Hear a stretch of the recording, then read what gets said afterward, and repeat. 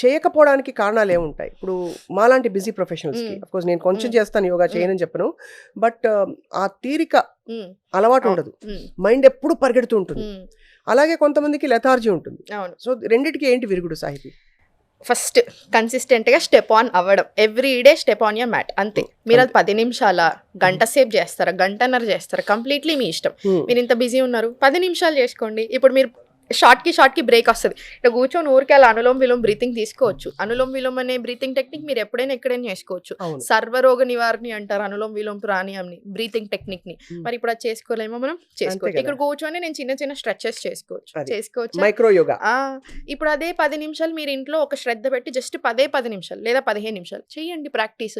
And నాకు యూజువల్గా అసలు ఏదో మీరు అడిగారని చెప్తాను కానివ్వండి, నాకు అసలు నచ్చదు టైం లేదు అంటే. అట్లీస్ట్ అర్ధగంట మనకి మనం ఇచ్చుకోలేకపోతే అది యాక్చువల్లీ వెరీ బ్యాడ్ సిచ్యుయేషన్ లో మనం ఉన్నట్టు.